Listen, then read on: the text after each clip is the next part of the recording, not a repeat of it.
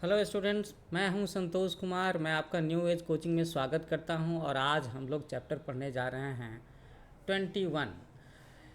ये किताब है क्लास 2 के बच्चों के लिए हिंदी की किताब जिसका नाम है सारंगी, है ना। और चैप्टर 21 जिसका नाम है हाथी साइकिल चला रहा था, है ना। हाथी साइकिल चला रहा था। ये बड़ी मज़ेदार कविता है। क्या है ये एक पोयम है। अच्छा, ज़रा सोचो कि हाथी जब साइकिल चलाए तो दिखेगा कैसा। मैंने तो सर्कस में हाथी को साइकिल चलाते हुए देखा हुआ है। आप लोगों ने देखा है या नहीं देखा है? चलो मैं आपको ना कुछ फ़ोटो दिखाता हूँ जिसमें हाथी के साइकिल चलाने की तस्वीरें हैं। तो ये देखो कैसा लगेगा। ऐसा लगेगा, ऐसा लगेगा, ऐसा लगेगा, है ना। यहाँ पर कितना छोटा सा साइकिल और हाथी कितना बड़ा। यहाँ पर तो वो बच्चे के बगल में चला रहा है और ये तो बड़ी क्यूट सी पिक्चर है। तो ऐसा लगेगा अगर हाथी साइकिल चलाए तो। ओके, तो देख लिया हम लोगों ने, समझ लिया कि हाथी कैसा लगेगा अगर वो साइकिल चलाए। तो हम लोग चैप्टर पर वापस आ रहे थे। तो ये प्यारी सी कविता पढ़ने जा रहे हैं जिसका नाम है हाथी साइकिल चला रहा था। तो जब मैं कविता पढ़ाता हूँ तो एक बार हम लोग ना कविता की लाइन बाय लाइन शुरू से आखिर तक पढ़ लेते हैं और फिर जब दूसरी बार पढ़ते हैं तो उसे एक्सप्लेन करते हैं। तो ऐसा ही करते हैं। हाथी साइकिल चला रहा था, पीछे चींटी बैठी थी। झूम रहा था हवा में हाथी और चींटी शान से ऐंठी थी। तभी चढ़ाई सीधी आई, लगा हाँफने हाथी दद्दा। चरमर चरमर चूं रुकी साइकिल, लगा सरकने पीछे चक्का। चींटी चट कूदी साइकिल से, बोली मत घबराना दद्दा। आप पाँव पैडल पर मारो, मैं हूँ ना देती हूँ धक्का। तो अब देखो, चींटी चींटी अगर साइकिल को धक्का देगी तो भला क्या होगा, आप सोच सकते हो क्या होगा। कुछ होगा क्या चींटी के धक्का देने से? उस साइकिल को धक्का देने से कि जिस पर कि हाथी बैठा हुआ है, चींटी के धक्का देने से क्या होगा भला। फिर भी कविता है ना, तो कविता में ये मज़ेदार बातें होती हैं। और पहले ही लिखा हुआ है कि ये कविता बड़ी आनंदमयी कविता है, मज़ेदार कविता है, काफ़ी हंसी आने वाली है। अब हम लोग इसे लाइन बाय लाइन एक्सप्लेन करते हैं। हाथी साइकिल चला रहा था, पीछे चींटी बैठी थी। अब देखो, ये हाथी महाराज साइकिल चला रहे हैं, पीछे कैरियर पे यहाँ पर एक छोटा सा एंट, एक चींटी बैठी हुई थी। हाथी झूम रहा था, झूम रहा था हवा में हाथी। झूमने का मतलब है काफ़ी खुश होना, है ना। झूमने का मतलब हो गया खुश होना। तो हाथी बड़ा खुश था। ओके। चींटी शान से ऐंठी थी, है ना। और चींटी भी ऐंठ रही थी बिल्कुल। उसे बड़ा गर्व हो रहा था, घमंड हो रहा था कि अरे वाह, हाथी साइकिल चला रहा है और मैं उसकी सवारी कर रही हूँ। अब एक जगह ऐसा आया कि चढ़ाई सीधी आई, है ना। चढ़ाई सीधी आई मतलब क्या कि अभी तक तो सड़क ऐसी थी, अब ये चढ़ाई सीधी आ गई, ऐसे ऊपर की तरफ में सड़क थी। तो ऐसे में तो साइकिल का बैलेंस बिगड़ ही जाएगा, ऐसा ही कुछ हुआ होगा। तभी चढ़ाई सीधी आई, लगे हाँफनी हाथी दद्दा। चर मर चूं रुकी साइकिल, लगा सरकने पीछे चक्का। तो अगर यह ऐसे साइकिल होगी, सोचो, है ना। अब जिस पर ये हाथी बैठा हुआ है, इतना बड़ा हाथी, और पीछे चींटी बैठी है, तो बैलेंस तो गड़बड़ हो ही जाएगा ना। ऐसा ही कुछ हुआ और ऐसा हुआ तो ये साइकिल पीछे की तरफ में लुढ़कने लगी। आगे हम लोग इसे पिक्चर में दिखा रहे हैं कि देखो ऐसे हो गया, है ना। ऐसे चढ़ाई आ गई तो इस तरीके से साइकिल पीछे की तरफ सरकने लगा, ऐसा कुछ हुआ। तो साइकिल का बैलेंस गड़बड़ हो गया। साइकिल का बैलेंस गड़बड़ होगा तो क्या होगा, साइकिल गिरेगी और गिरेगी तो किसी को चोट लग सकती है।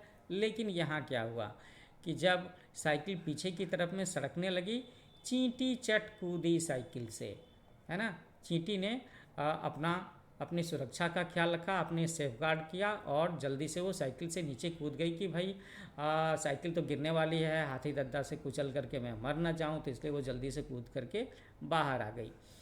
तो कूदते हुए उसने क्या कहा, चींटी चट कूदी साइकिल से, बोली मत घबराना दद्दा, आप पाँव पैडल पर मारो, मैं हूं ना देती धक्का।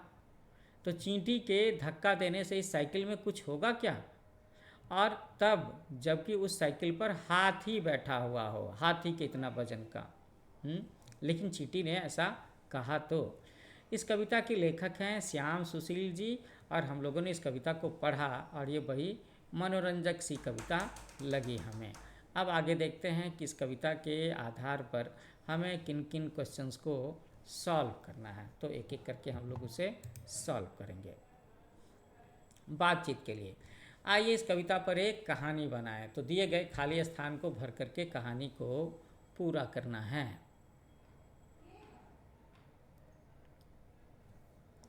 हाथी, हाथी क्या चला रहा था, हाथी साइकिल चला रहा था।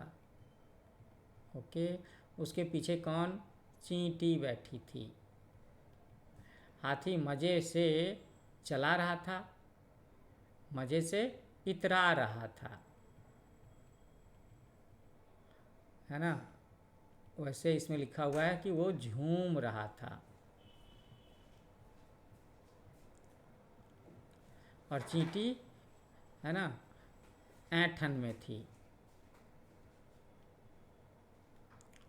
आगे सीधी सड़क आ गई, सड़क आ गई, या इसे कह लो कि चढ़ाई आ गई। और साइकिल चलाते चलाते हाथी क्या हुआ, पीछे सरकने लगा। नहीं, पीछे सरकने की बात नहीं है, हाथी हाँफने लगा, है ना, हाथी हाँफने लगा, ये बात हुई थी।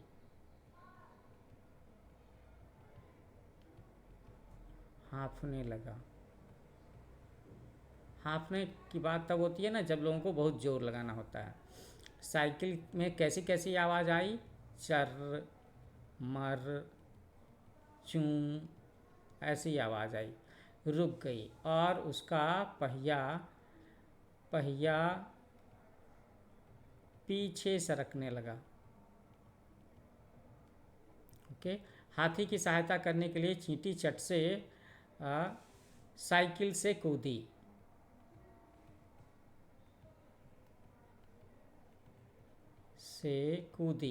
और उसने हाथी को कहा कि दद्दा, आप बिल्कुल भी मत घबराना,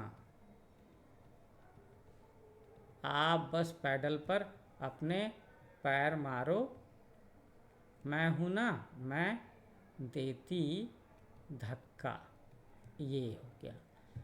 तो ये क्वेश्चन भी हम लोगों ने सॉल्व कर लिया। ओके, नेक्स्ट क्वेश्चन है मेरी कहानी। तो देखते हैं इसमें हमें क्या करना है। इस कविता में भी एक कहानी छुपी है, आप उस कहानी को आगे बढ़ाइए। तो ये इमेजिनेशन स्किल की बात है, क्रिएटिविटी की बात है, जहाँ पर बच्चों को मन में सोचना चाहिए, है ना, सोचना चाहिए कि आगे इस कहानी में क्या हो सकता है, इमेजिन करने का है, कल्पना करने का है। तो सोचो सोचो कि क्या हो सकता है। चींटी ने साइकिल को ज़ोर से धक्का दिया, पर साइकिल आगे ही नहीं बढ़ रही थी, साइकिल पीछे आने लगी, है ना, पीछे आने लगी।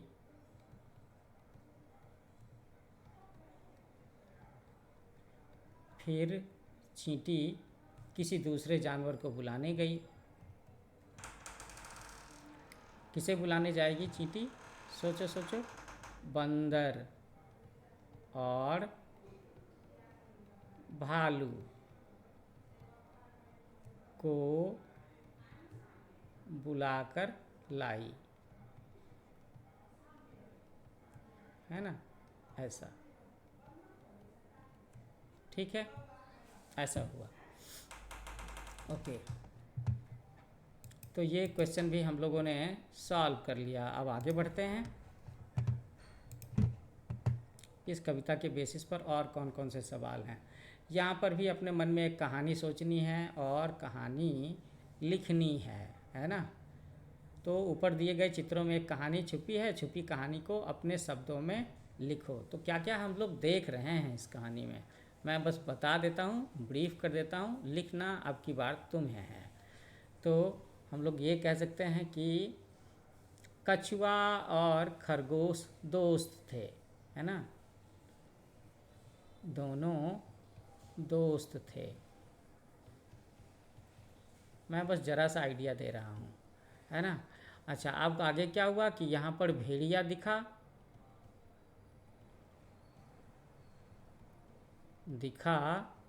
तो खरगोश ने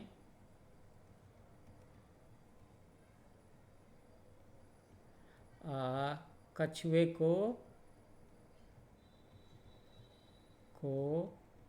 पीठ पर बिठा लिया और भाग गया, है ना, यही तो हुआ। और आगे चल कर के एक तालाब आ गया, तो तालाब आने पर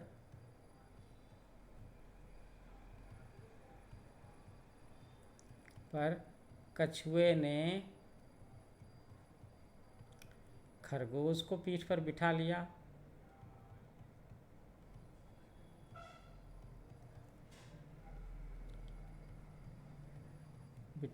और पार करा दिया। दोनों पार करके यहाँ पर मस्ती कर रहे हैं, है ना। ये है छोटी सी कहानी, तो आपको इसे शब्दों में लिखना है। मैंने बस ज़रा सा ब्रीफ कर दिया है, हिंट दे दिया है। ओके, तो अब आगे देखते हैं और क्या सवाल है इस चैप्टर में। डरो मत। अच्छा, तो इसे भी मिल कर के पढ़ना है, एक छोटी सी कहानी जैसी दिख रही है, तो जल्दी से हम लोग इसे पढ़ लेते हैं, फिर इसके सवालों के भी जवाब देने होंगे। डरो मत इसका टाइटल है। नरेंद्र को चंपक का पेड़ बहुत पसंद था।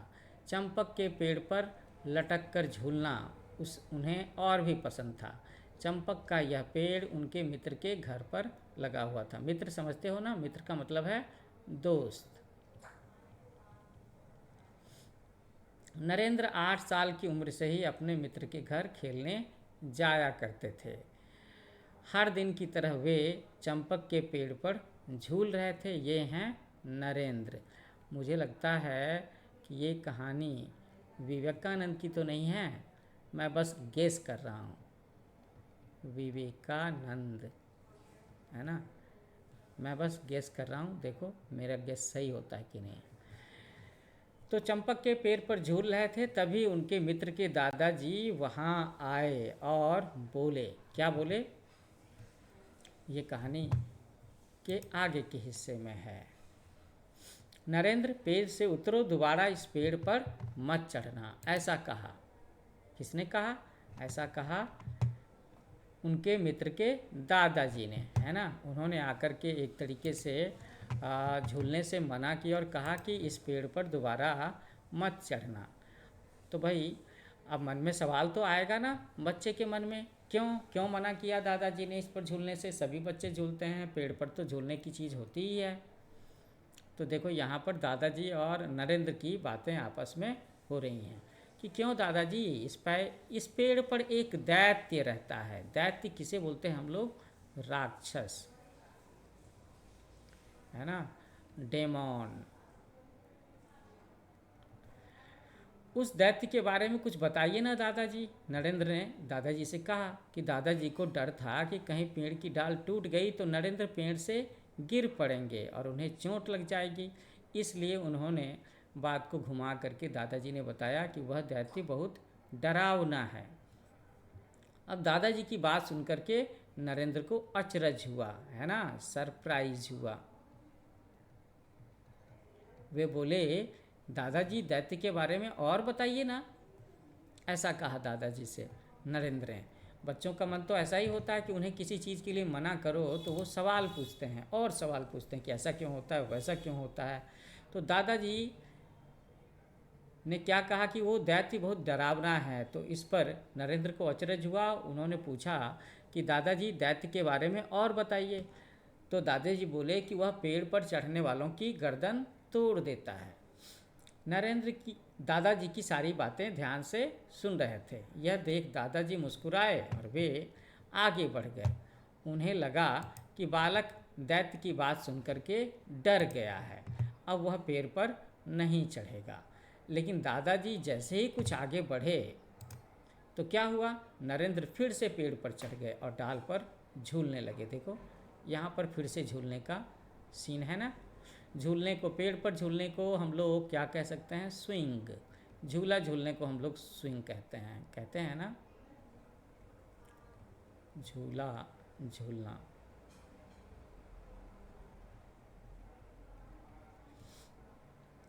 तो जब दादाजी ने मना किया, डराया कि इस पर दैत्य रहता है, दैत्य पेड़ पर झूलने वालों की गर्दन तोड़ देता है, फिर भी नरेंद्र डरे नहीं, है ना। वो फिर से पेड़ पर झूलने लगे। तो ये देख करके देखो, ये दोस्त यहाँ से चिल्ला रहा है। यह देख करके उनका मित्र जोर से चीखा, नरेंद्र नरेंद्र, तुमने दादाजी की बात नहीं सुनी, वह दैत्य तुम्हारी गर्दन तोड़ देगा। तो नरेंद्र ने हंस करके कहा कि तुम भी कितने भोले हो, अगर दादाजी की बात सच होती तो मेरी गर्दन तो टूट चुकी होती, लेकिन ऐसा हुआ क्या, नहीं तो। यही तो, किसी ने तुमसे कुछ कहा है उस पर यकीन मत करो, खुद सोचो, इसलिए डरो मत। ये बात कही नरेंद्र नाथ जी ने। और आगे चल कर के यही बालक नरेंद्र यानी स्वामी विवेकानंद के नाम से प्रसिद्ध हुए। स्वामी विवेकानंद बचपन से ही निडर और समझदार थे। तो मैंने कहा था ना, मेरा गेस सही आ गया ना, कि ये जो नरेंद्र हैं वही आगे चल कर के कौन बन गए, विवेकानंद जी बन गए। सारे बच्चों को और बड़े हो रहे बच्चों को विवेकानंद जी का साहित्य पढ़ना चाहिए, है ना। आपके मन में जो बहुत सारे सवाल उठते हैं उनका जवाब इसमें मिलेगा। विवेकानंद जी ने बहुत सारी किताबें लिखी हैं। इनकी किताबें छोटे छोटे बच्चों के लिए भी हैं जो बड़ी अच्छी हैं, मैंने पढ़ी हैं, मेरे पास में हैं। मैं कभी कभी विवेकानंद जी की किताबों के लेक्चर भी अपलोड करता हूँ यूट्यूब पर, तुम्हें मिल जाएगा मेरे चैनल पे। तो ये कहानी थी नरेंद्र नाथ की, है ना। तो बच्चों इसके साथ में ही यहाँ पर ये कहानी ख़त्म हो गई। मैं अब इस वीडियो को यहाँ पर ही ख़त्म करना चाहूँगा और जाते जाते एक बार फिर से कहूँगा कि मेरा जो चैनल है न्यू एज कोचिंग, इसे लाइक करो, शेयर करो, सब्सक्राइब करो, अपने कमेंट्स ज़रूर लिखना, है ना। कमेंट लिखने से हम लोग मोटिवेट होते हैं, हमें समझ में आता है कि बच्चों को क्या अच्छा लग रहा है, क्या बुरा लग रहा है और बच्चों की रिक्वायरमेंट क्या है। तो thanks for watching, happy learning with new age coaching. मिलते हैं एक नए चैप्टर में नए वीडियो के साथ में। ओके।